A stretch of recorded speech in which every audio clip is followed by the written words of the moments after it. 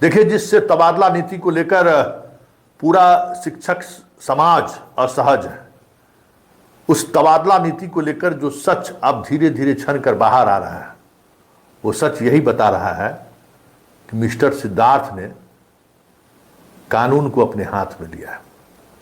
Mister Siddharth ने CM के भरोसे को तोड़ा है। मिस्टर सिद्धार्थ ने सीएम के उस जिल को, मतलब जो सीएम का एक भरोसा का जो एक पैमाना है, उस पैमाने से इतर जाकर इसने कुछ ऐसा किया है जिसको लेकर पूरी सरकार असहज है। विधि विभाग को भी अब ये बात भान होना शुरू हो गया है कि कुछ ऐसे निर्णय शिक्षा विभाग में हुए हैं जिस निर्णय पर विधि विभाग से सहमति नहीं ली गई है। आप गौर करिए, तमाम शिक्षक, शिक्षा प्रेमी और जो भी शिक्षा विभाग के इस तबादले नीति को लेकर असहज हैं या तबादले नीति के साथ खड़े हैं, वो जरा गौर करिए। एक बात समझ लीजिए, के पाठक कम से कम लीगल इश्यूज पे आज तक अपने पूरे करियर में जितने भी फैसला उन्होंने लिया है, किसी फैसला को मुंह नहीं खानी पड़ी है कोर्ट में, हाई कोर्ट हो या सुप्रीम कोर्ट हो। ये आदमी अध्ययन करके, ये आदमी पूरे देश के कानून, न्यायालय का क्या फैसला रहा है वो सब ठोक ठका के ये आदमी निर्णय लेता था। तो याद होगा कि 2 नियमावली बनी। एक नियमावली शिक्षक नियुक्ति बीपीएससी के माध्यम से हुआ, वो नियमावली बनी। नियमावली की पूरी प्रक्रिया पूरी हुई, कैबिनेट से पास हुआ, नोटिफिकेशन निकला। दूसरी नियमावली विशिष्ट शिक्षक वाली जो नियमावली है, वो नियमावली बनी। और उस नियमावली पर कैसे राज्य में पंचायत और जिला परिषद या प्रमुख के द्वारा जो नियुक्ति के लिए जो कमेटी बनाई गई थी, जो आपको ये कहे कि जो नियुक्ति संस्थान जिनको नियुक्ति करने का अधिकार दिया गया था जिस एक्ट के तहत, उस सारे एक्ट में संशोधन करते हुए एक नए नियमावली उन्होंने बनवाई और उसका कैबिनेट से अप्रूवल हुआ। और उसी के तहत विशिष्ट शिक्षकों के चयन को लेकर बिहार विद्यालय परीक्षा समिति ने परीक्षा का आयोजन किया। और जब प्रक्रिया पूरी हो गई और बात पोस्टिंग की हुई, तो एस सिद्धार्थ जी ने, देखिए, इन्होंने संकल्प जारी किया है। तकनीकी सवाल को समझिए, क्योंकि हम ये अध्ययन कर रहे थे कि भाई 2023 में, देखिए ये 2023 का है पहला नियमावली, जो बीपीएससी वाली 24 में जो नियमावली है उसमें देखिए, इसमें नियमावली लिखा हुआ है। फिर विशिष्ट शिक्षकों वाले में भी नियमावली लिखा हुआ है। और ये जो ट्रांसफर पोस्टिंग वाली अभी जो इन्होंने निकाला है, इसमें संकल्प लिखा हुआ है।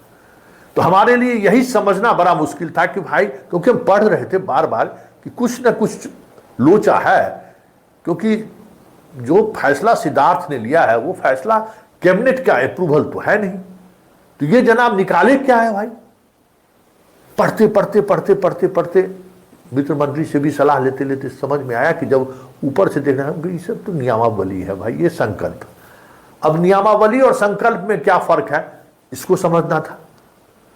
तो सारी प्रक्रिया समझने के बाद परिणाम यही सामने आया है कि सिद्धार्थ ने जो कुछ भी किया है, अगर बात हाई कोर्ट और सुप्रीम कोर्ट तक गई तो सिद्धार्थ को जेल जाना पड़ सकता है। जरा सुनिए, बिहार कैडर के एक सीनियर आईएएस अधिकारी व्यास जी, जो बिहार में के आईएएस अधिकारियों का रीढ़ माना जाता है, आज की पीढ़ी के जितने भी आईएएस अधिकारी हैं उसके रीढ़ माने जाते हैं। कई नियमावली इन्होंने बनाई अपनी पूरी सर्विस पीरियड के दौरान, और आज भी एक अच्छे और ईमानदार ऑफिसर के रूप में इनकी पहचान है। अब ये सेवा में नहीं है, तो मैंने सोचा कि इनसे बेहतर हमको कौन बता सकता है कि नियमावली और संकल्प में क्या फर्क है। तो जरा आप भी सुनिए कि नियमावली और संकल्प में क्या फर्क है, और जिस तरीके से सिद्धार्थ ने चीजों को आगे बढ़ाया है, वो हाईकोर्ट के पहले सुनवाई में ही औंधे मुंह गिर जाए तो कोई बड़ी बात नहीं होगी। तो जरा जी सर, एक उदाहरण के तौर पे हम समझना चाहते हैं कि कोई नियमावली बनाई गई और उस नियमावली के तहत प्रक्रियाएं चल रही हैं, तो क्या विभाग को कोई संकल्प लाके उस पूरी नियमावली को बदलने की शक्ति है क्या? नहीं, नियमावली कभी भी बदली जा सकती है, लेकिन ट्रांजैक्शन अलग अलग होना चाहिए।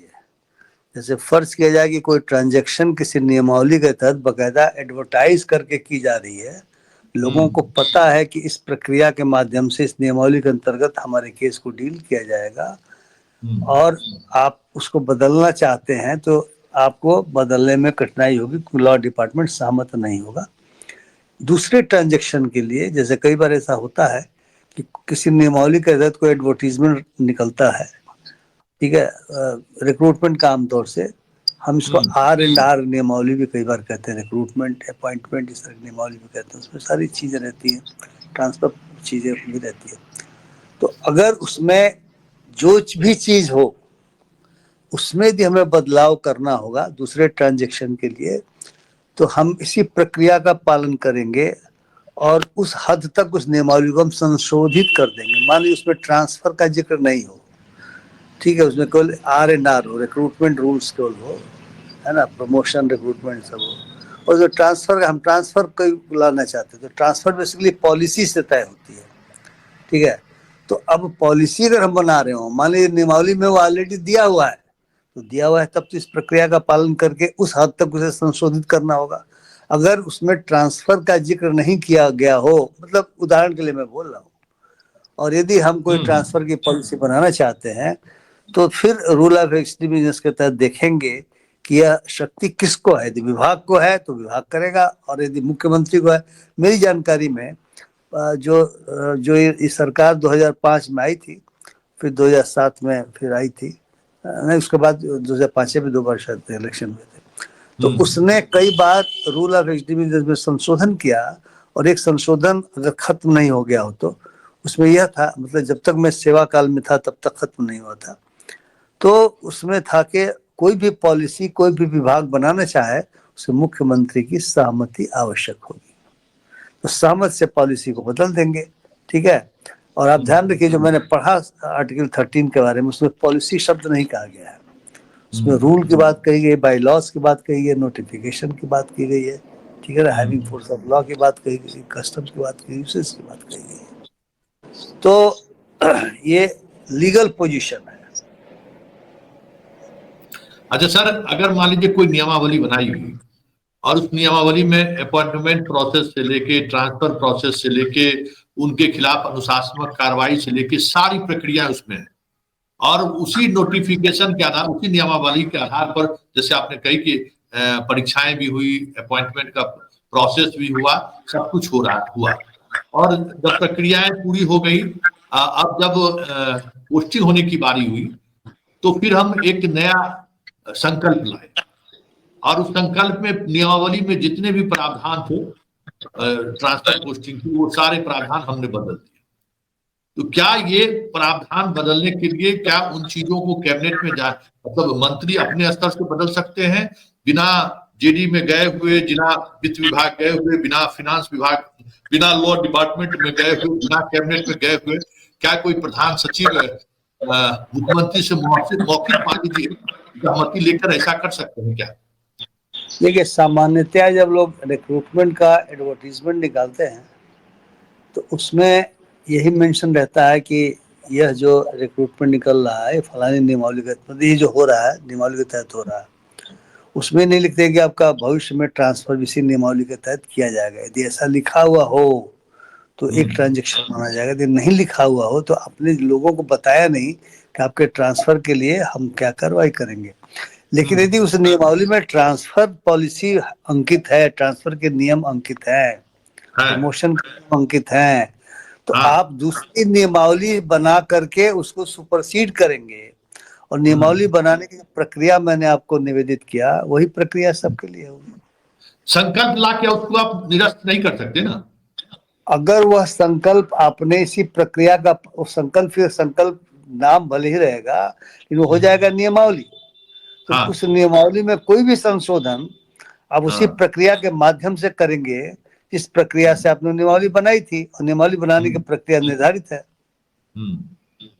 तो मतलब अगर ये माना जाए कि नियमावली बनाने की जो प्रक्रिया है, आपने बहुत सारी नियमावली, आपने भूमि सुधार को लेकर बहुत सारी नियमावली आपने बनाई, क्या नियमावली बिना कैबिनेट में गए हुए भी बन सकता है क्या? जी ना, प्रक्रिया तो यही है कि आप इम्पावर्ड कमेटी इसके बाद फाइनेंस डिपार्टमेंट, लॉ डिपार्टमेंट और फिर कैबिनेट। अगर ये प्रक्रिया बदल दी गई हो मेरे रिटायरमेंट के बाद तो मैं नहीं जानता। नहीं नहीं, वो तो अभी तक बदला नहीं है। जी, तो वही है। और ये रूल ऑफ बिजनेस जो है पब्लिक डोमेन में है। एक मंत्रिपरिषद ने सारे विभागों को, मंत्रिपरिषद सचिवालय ने सारे विभागों को परिचालित किया है, उसके अंतर्गत ही सबको कार्रवाई करनी है। क्योंकि देखिए, कोई भी विभाग अपने मन से कुछ भी कर देने के लिए स्वतंत्र नहीं होता। सरकार भी अपने मन से कुछ भी कर देने के लिए स्वतंत्र नहीं होती। सरकार इस कॉन्स्टिट्यूशन से उसको चलना पड़ेगा, गाइड होता है। और उसमें कार्यपालिका की शक्ति है, जुडिशरी की शक्ति है, लेजिस्लेचर की शक्ति है, सब इसमें दिया हुआ है। और उसी प्रकार से विभाग जो है सो उस कार्यपालिका नियमावली के बंदिशों के अंतर्गत ही काम करेगा। उसमें जो भी कुछ चेंजेज होते हैं, जैसे बहुत सारे चेंजेस किए जाते रहे हैं, खास करके सैंक्शनिंग पावर वगैरह बहुत बढ़ाया गया था, उसी के तहत बढ़ाया जाता है। मंत्रिपरिषद से सहमति लेकर बनाया जाता है। ये नहीं, विभाग बोलेगा नहीं नहीं मुझे तो बहुत सैंक्शन करने की ताकत है, फिर जेल चले जाएंगे लोग।